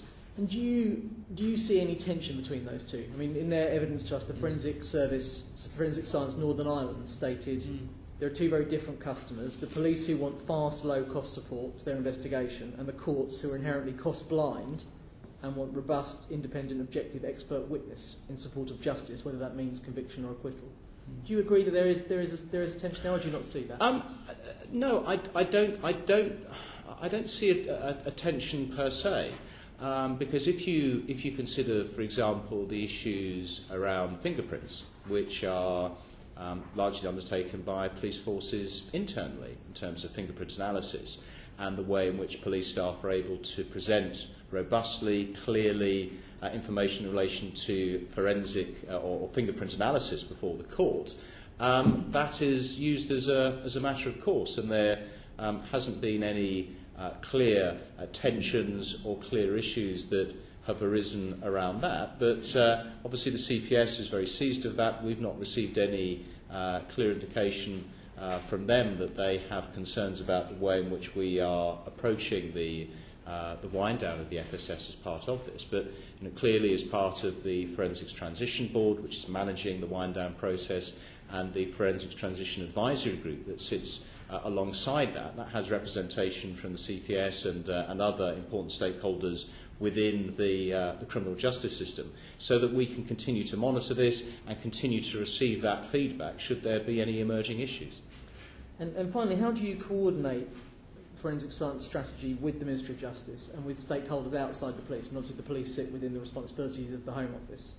But in terms of engagement with the Ministry of Justice and with other stakeholders outside the police service, how do you coordinate that? Well, as I've said, in terms of how we are managing this process, the Forensics Transition Board is taking or is sort of leading the approach around the key decisions, and very much informed by the Forensics Transition Advisory Group, which includes all of the broader stakeholders, indeed Professor Silverman being one of them, as well as the CPS and others. And so that is, I suppose, the governance structure that we have put in place to manage this important time period, to manage this significant programme of work, so that there is that formal way in which information and concerns and issues can be provided as part of our implementation of this work to ensure that there is a mechanism for hearing concerns and issues as they may arise. On this issue of the customer, can you think of any other area of the government procurement where the customer does change so fundamentally, in fact, cross to another department? Initially, as you say, the customer is usually the police force, but subsequently the customer becomes the Ministry of Justice.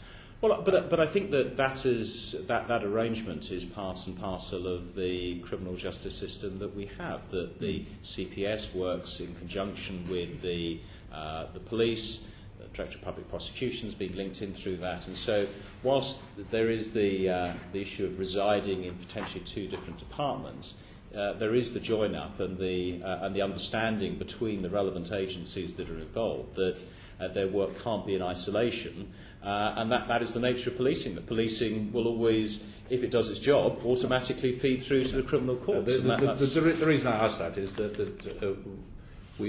one of the things we need to consider is whether the unusual nature of that relationship requires something other than a simply commercial decision. Well, yes, and I understand your consideration around that, but it isn't simply commercial considerations as such in terms of how the police operate, the way that the National Forensic Framework Agreement operates, with which has had input from the criminal justice system, the CPS, in terms of how that has been established and worked through. Clearly, it does have that broader read across and that understanding in terms of the nature of the services that are being provided. So I wouldn't wish to give the impression that it is wholly in some sort of isolated place. It is looking at that issue of evidence in that broadest sense. Steve. Thank you.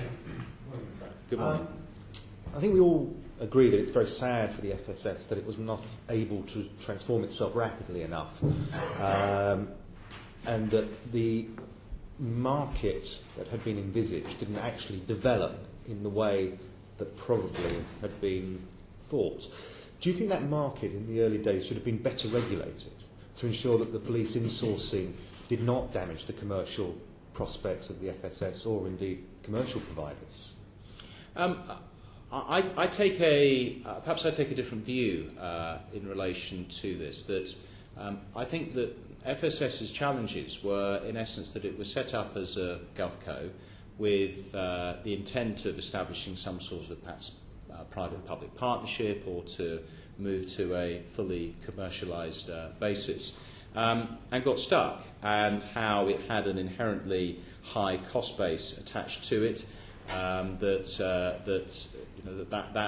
I think fettered its ability to be able to compete when new contracts became available through the National Forensics Framework model, and consequently it continued to lose business every time that a police force came through or a region came through in terms of seeking to procure its services.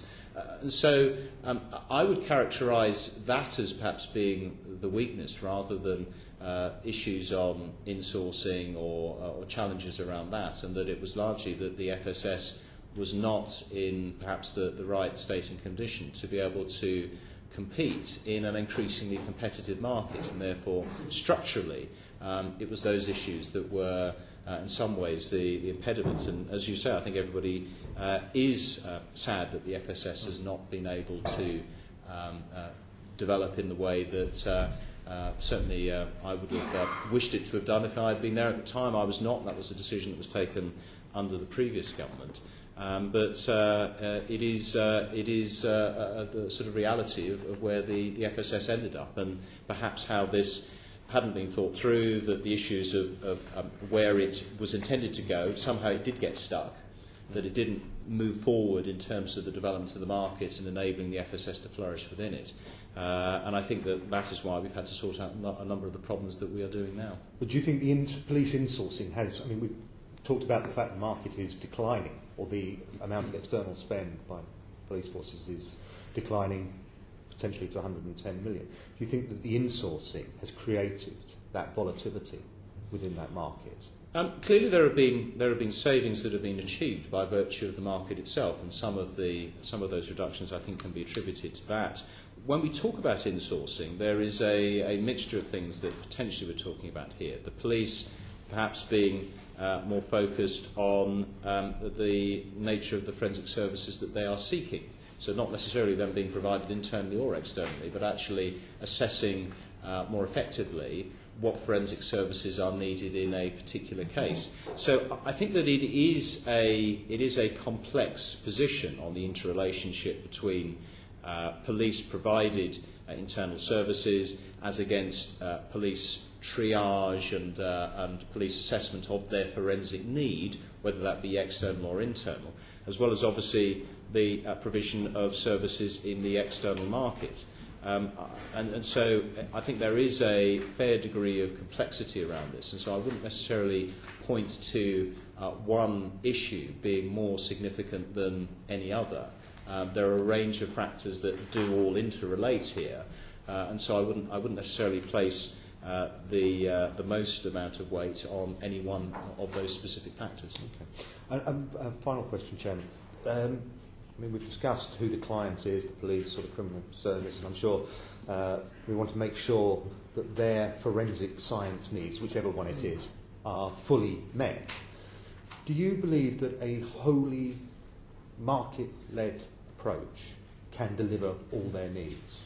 Well, it's not me saying that, it's the police saying that, and the decision that we took was very much informed by the views of the Association of Chief Police Officers when we were considering the options that were available in respect of the FSS. That was clearly one of the key questions that we asked them, whether they were satisfied that the relevant services could be provided in the market and the timescale for transition to that commercialised market, and the clear view from ACPO was that it could be. And so it's not, as I say, me making that assessment in isolation. It was very much informed by the views of the Association of Chief Police Officers in terms of examining that. Okay, thank you. What influence does the Home Office have over what the police spend their budgets on? Well, clearly we set the sort of overall budgets for individual policing, but it's for individual police forces to make the determinations as to their need. And certainly from the Home Office, we don't see it as our role to micromanage police spending in relation to the activities of the police. If some of the major police forces decided that they wanted to significantly increase the level of forensics work that they carried out in-house, you wouldn't have a problem with that? Well, we are looking carefully around the issue of mandation, and on this issue, it's the collaboration between police forces as to whether they are best able to harness their resources and come together more effectively through working together. And certainly, I think there are efficiencies that have been delivered and can continue to be delivered around that approach. We will continue to consider forensics in that context. We made the decision not to use mandation at this point in time, given the nature of the forensics transition work around the FSS, and sort of mandating that, for example, all police forces should go out to the National Forensics Framework Agreement. But it is something that we will continue to keep under review moving forward in terms of the utilisation of mandation to see that police forces are harnessing monies effectively in that context. So it's in that framework, that mandation framework, that has been allowed and permitted on the way in which the police service procures certain contracts and certain services and facilities to itself that may arise. And it's something that is potentially available, albeit that it is not something that we are intending to use at this point. Could you just give the committee in relation to forensics? Could you just give the committee an idea of the scope of those mandation powers? I mean, you're saying you're not at the moment considering using them, but what powers would you have should you choose to use them? Well, what does it allow you to do? Yeah, on mandation, what we, the government will decide whether to proceed with the relevance. There are services regulations that we have, and the effective mandation could be that, for example, that nothing bought in the market in the future by the police could be undertaken outside of the National Forensics Framework Agreement that's been delivered, and that would prevent insourcing of anything bought in the market that is available through the national framework. And regulations could be amended in the future, for example, to address successor frameworks when the current national framework expires. And so it could be used. It could be used in that way. It is something that we will continue to keep under examination. But I think at this point in time, with the transition on the arrangements with the FSS and the transition that's taking place, now is perhaps not the time to be using that. You said in your written statement on the 14th of December that you decided to support the wind down of FSS because your firm ambition was that there would be no continuing state interest in forensics provision. Isn't the reality that we have a quite significant state interest in forensic provision through the police service and that is growing? I think what that was intending to point to was in relation to the external market, and as I've clearly indicated, the desire is to move to a fully commercialised external market for the provision of police forensic services. And so if there is some slight inelegance in terms of the wording of that language, that was what it was very much intended to point to, recognising that there are, and I've already talked about fingerprints, that there are forensic capabilities that reside within the police service itself that have worked quite effectively over the years, and therefore that in itself should not be taken to sort of say that we're looking to strip everything out of the police in that manner. And there will always be a balance to be struck between the two. Isn't there some intellectual confusion here? That the internal market grows, and that is clearly one of the factors that has led the FSS to get into the difficulties that it's got into. So the government takes the decision it wants to wind down the FSS and it wants a genuine market, but you don't want to do anything about the state provision that is growing, that has led to part of the problem. Well, at least contributed to the problem. As I say, and as I said to Mr. Metcalfe, I think that this is a very complex arena in terms of the interrelationships between the two. I think that when the commercial market is allowed to flourish properly and effectively, as we intend with the wind down of the FSS, that will drive further efficiencies, that will, I think, underline the quality and assurance that can be obtained through the private market, and that in itself will have an important part in what I would potentially see as outsourcing in the future, and the market clearly demonstrating to police forces that is a very effective, cost-efficient way of delivering that. That's certainly what I hope will happen as we move forward. Two final very quick questions. Have you had any concerns from private sector forensic providers about the level of police, the size of the internal market, and changes in the size of the internal market? Not as far as I'm aware.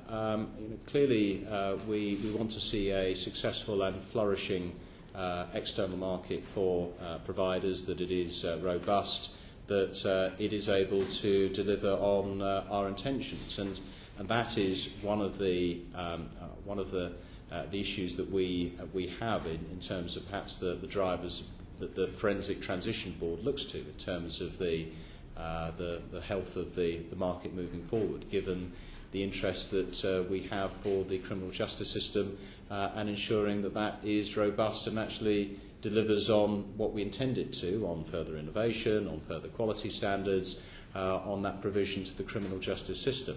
I'm sure that there will be points that may be made. Indeed, you may have received some points yourselves. It is something that we are examining carefully and are keeping under close review as part of the transition work. Okay, just to end on that point, you said earlier on in your evidence that the advice you were given back in September, October was that the external market was of the order of 160, 170 million pounds and was projected to decline to 110 million pounds by 2015. We've received evidence during this inquiry that a decline of that scale has already happened in the current financial year. So you're keeping this under close review. What's your current estimate of the size of the external market? That certainly is not our assessment in terms of, or the assessments that we've received in relation to the state of the current market. The most recent estimate that I've received through the NPIA indicates that the market is around the region of around 138 million in the last completed financial year. So we don't see it as having reduced down to the 110 million figure that I'd indicated. That was more towards the 2015 number that was what informed and helped us in terms of the decision that we took in relation to the wind down decision. And the 170 million was a 9-10 estimate, so it's actually taken a couple of years. Actually, if it's gone down then by 20 to 30 million before any of the reductions in police public expenditure kick in, that might suggest that the 110 million figure in 2015, it might well be significantly less than that. Well, I think it would be wrong to speculate around that. We can only work to the information that we've received from PwC and also from HMIC, who looked at this at that point in time. And clearly, efficiency savings have been made by the police. That the way in which they are procuring services is quite clear.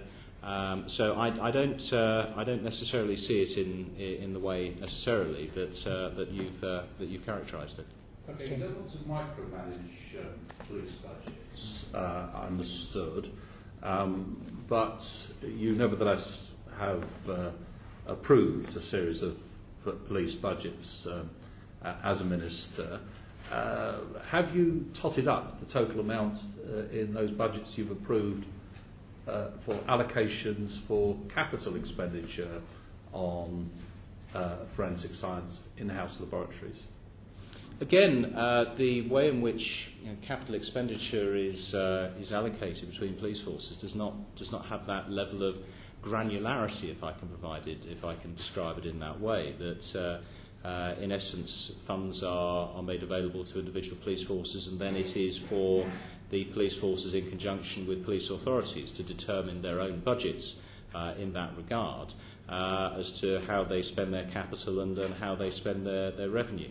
Obviously, I've talked to the I suppose, reserve powers in relation to mandation on the potential procurement of services externally, and certainly there are the reserve powers that do exist in terms of seeking to encourage and promote collaboration between police forces, which we do regard as... So if I was a commercial provider, I can't be certain I'm going to bid for the services that are now provided by the FSS. How on earth can I be certain of the state of the market when the Minister himself hasn't got a clue how much work is going to be taken in-house by police forces? But the point is, Mr Miller, that is the way in which the National Forensic Framework Agreement operates at the moment, with commercial providers already providing those services. Can't you see it does provide a fundamental problem from the perspective of a potential commercial provider? No, because what I would say to that is that the police are looking at value for money, looking at the effectiveness and the quality of the services that are being provided. I think will look to the private sector to assist them in actually delivering on this, and how, as I say, I think that the commercial market will actually lead to greater outsourcing ultimately. In terms of the way in which these issues are provided. And I think it would be wrong for government to somehow fix the market in some way, given that there are a range of different variables that would operate in this way. Okay, let's look at the police a little bit more closely. Well, just if I can go back to your answer to Andrew, I find it incredible. Are you really saying that the Home Office doesn't have the capital expenditure plans of individual chief constables and police authorities? Well, we will be provided with information, but ultimately it is for those police forces to make those decisions. Information, but you do have the information, don't you, on the capital expenditure on police laboratories? I'm happy to investigate further in relation to this and provide the committee with what information we have around this detail, but my clear understanding is that it is for police forces to determine how they spend their capital expenditure and how they utilise that. I understand where the responsibility lies, but I also know that all police authorities and chief constables provide you with that capital expenditure. And given that you've clearly, from your previous answers, read this committee's previous deliberations, I'm surprised you haven't come here with that information. Well, Mr. Stringer, I hear the point that you have made, but what I would say is that it is for individual police forces to determine how they spend that. That's not answering the point, with respect.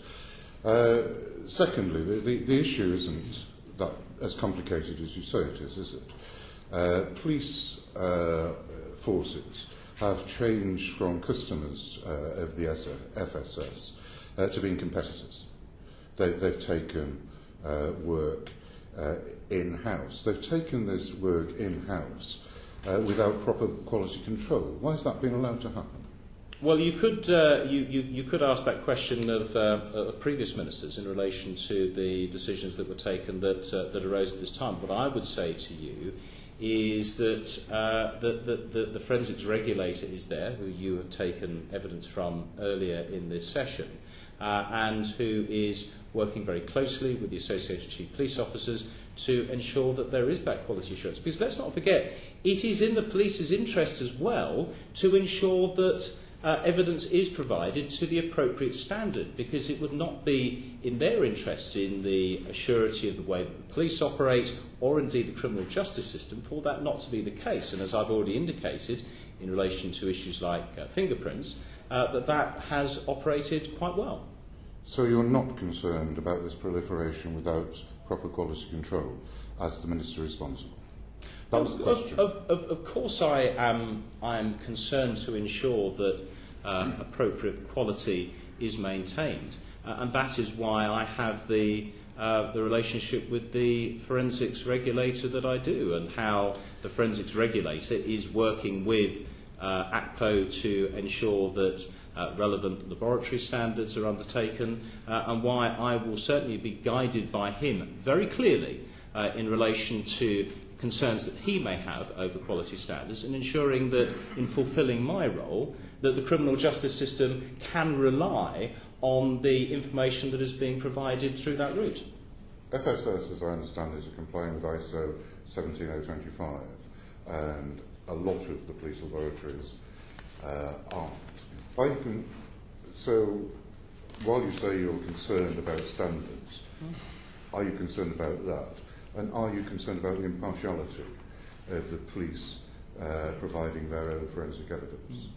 Well, as I've indicated in relation to ISO 17025, the forensics regulator is working very closely with the Association of Chief Police Officers to ensure that accreditation standards are developed further. And indeed, I'm sure that you will have raised this issue previously with the representatives of ACPO who appeared before this. And I know how seized they are in connection with the issue. Also, the Crown Prosecution Service have a key point to play in relation to this. And again, they are very much part of the process that we have developed in relation to the transition arrangements. And if there are concerns that emerge from the CPS, who have a direct interest and a direct stake in ensuring that information provided to their prosecutors is robust, can be relied upon, will deliver on that sense of justice, then certainly we will act upon it. Is it time to give the forensic science regulator statutory powers?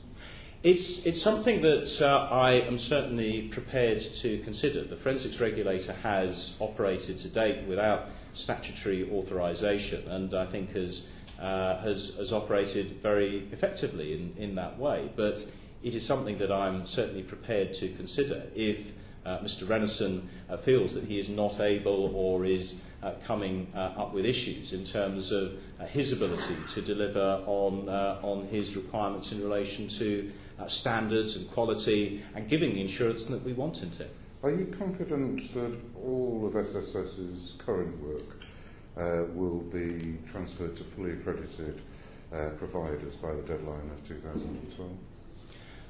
We are confident that the deadline of 2012 can be achieved, that it can be undertaken in a way that does give the necessary assurance. That is why the forensics regulator is part of the advisory group that we're engaged in, why we are undertaking it on the timescale that we are and in the manner in which we are. Because having that robust approach in relation to the criminal justice system and giving the sort of assurance, I think rightly, Mr. Stroger, you are pushing me on, is something that I am very conscious of in fulfilling my duties as a minister in relation to the criminal justice system, so that the courts and those who use the forensics that are developed can rely on that in that way. What I'm really trying to get at with that question is, will all the work be transferred to accredited providers, or will some of the providers be police laboratories that aren't accredited? Well, there are, if I can put it this way, there are various different options that are potentially available in relation to transition, which we are obviously developing in parallel, which are potentially in-house provision that some police forces may be looking at. And I think it is worth noting that there are a number of laboratories that are accredited to ISO 17025. The Metropolitan Police, Derbyshire Constabulary, I believe, are certainly two of the laboratories that are. So there are potential options there. There is obviously the Forensic Framework Agreement, in other words, procuring services in the external market, as well as potential options for acquisition of the business and assets or part thereof of FSS.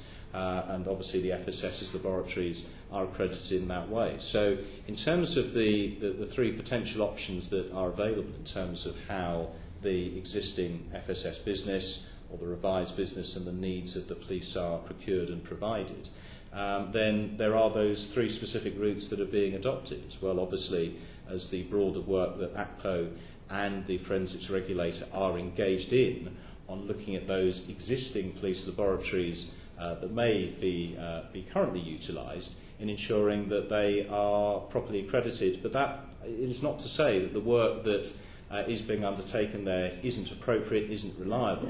It's actually giving that assurance externally that I think ACPO and the forensics regulator are understanding. So some work might go to non-accredited laboratories? It's certainly in terms of the work that is engaged at the moment. We are very focused on the Forensic Framework Agreement and also the potential for asset sales. Obviously, some of the work may go to the police internally, and certainly my strong intention and desire is that that should give assurance and be robust in terms of the way in which this is delivered, and there is no reason to suggest that that will not happen. Thanks. I agree with you that we're all concerned to make the criminal justice system work as effectively as we can. How did you assess what the impact of closing FSS would have on the criminal justice system, and what evidence did you look at? Well, as part of the decision-making process, clearly we consulted with the Ministry of Justice and with the Attorney General's office in connection with the decision that was taken, and obviously listened carefully to whether there were concerns that were identified as part of that. There was agreement to the approach that was taken, and clearly we are taking that work forward now in terms of the Forensics Transition Board and the advisory group that sits alongside it to ensure that issues relating to the criminal justice system are properly addressed. What evidence did you look at? Well, as I think I've already indicated, Mr. Stringer, the decisions that were taken around the wind down versus any other options were driven by commercial issues, looking at the financial position of the FSS and obviously the issues in relation to the markets. And any decision that we took, I think, would have were sort of in the framework of considering the impact on the potential impact on the criminal justice system. As I've already, I think, said in response to a previous question in relation to Mr. Miller, we immediately discounted, for example, the approach of going into some sort of unmanaged administration, precisely for the reasons of the concerns that we would have on the integrity and support to the criminal justice system. So it's not that it's a question of evidence as such. It was an analysis on the potential issues and ensuring that the criminal justice system could be assured and maintained in whatever process we moved forward with. And that was very much at the heart of the decisions that we took. I understand that, and I find it quite worrying, really. You read the evidence we took on the 23rd of March, did you? The transcript of the evidence we took. I have looked at some of the evidence, but I've not looked specifically at the point that you're seeking it's to address. Dr. Tully, who is in charge of research and development at the FSS, her evidence that I'm concerned about. Because I asked her, really, and this is at the heart of whether the criminal justice system works or not, does this change mean that rapists, murderers, more of them are likely to get away with things? And she gave two examples, which I can read out if you like. One from a cold case example, and one a current case, where the police had failed with the forensic evidence, and it had come to FSS, and they'd sorted the problem, and people had been convicted quite quickly. Now that worries me, because that looks to me like pretty solid evidence that this change might mean that cold cases won't be investigated and current cases will not reach the right conclusion of guilt. Absolutely not. And if that was a concern that you had, that is very much part and parcel of the issues that I have front and centre in terms of the way in which we are managing this process and the surety that I am seeking as part of the managed wind-down approaches. And there is no reason to suggest that the private sector providers would not be able to deliver on precisely those services that you are, I think, fairly drawing to my consideration and the committee's consideration. And it is worth highlighting that in the past, FSS itself has had some quality issues, and that there had previously been situations where private sector companies had been brought in to look at the work of the FSS. So all I'm saying is that it's more looking at issues of quality and assurance rather than any one specific provider. And I am very clear in the way in which I'm approaching this and the way the Home Office is approaching this on ensuring that the criminal justice system and the police have the forensic capabilities and capacity available to them to meet their needs and requirements. in support of the two examples that Dr. Tully gave, she talked about the problem of fragmentation, of expertise and casework being disrupted if the FSS didn't exist. Do you think Dr. Tully is wrong about that? Well, that's certainly not the indication that we've received from the CPS, or indeed I think the evidence that you received from ACPO in relation to the way in which cases are managed. And there is no reason to suggest that there will be greater fragmentation as a consequence of the changes that we are seeking to introduce. So you really don't think that there will be a disruption of the continuity of criminal cases? No, I do not see that as part of the risk based on the information that I've received, and clearly the evidence that I received from ACPO, and indeed I think the evidence you received certainly gave assurance that the way in which cases are managed would not lead to that. And if you look at the forensics framework agreement that already exists in the 40% of the market that's already in the private sector wholly, that does not tend to point to the sorts of risks that perhaps may be being alluded to, albeit that it is an entirely fair point for you and for others to make and to seek assurance on. Thank you. That's certainly invite you to read the evidence from Roger Coe's Salazar from the CPS, because he specifically expresses that concern that Mr. Stringer has just spelt out. And that leads on to the final questions, if I may. One clear factor, and we dealt with earlier on this morning, in protecting the integrity of the work of the SSS, is one of its key assets is the archive. Yes. Is it your view that the archive needs to be protected and developed as a single entity? It is a key part of the work strand that we are engaged around on the most effective use of the existing archive, and indeed I think broader work on archiving more generally in relation to forensics.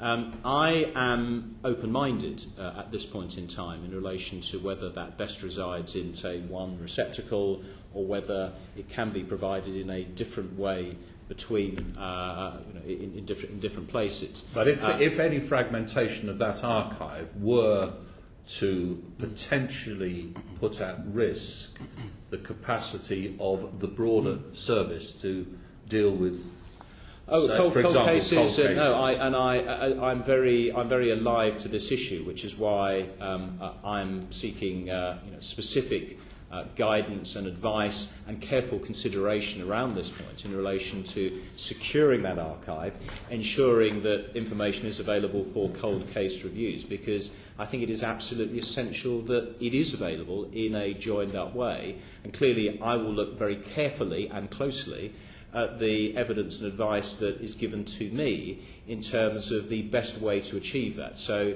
it is something that I am particularly seized on as part of this process, and I think that this enables us to look at this more generally as well. And just finally, could you give us a brief update on what's been decided thus far by the Transition Board? Well, it might be. I did write out to police forces and police authorities fairly recently in respect of the work to date and the steps that were being taken. And I could sort of read you through on sort of the next steps and timescales, but it may be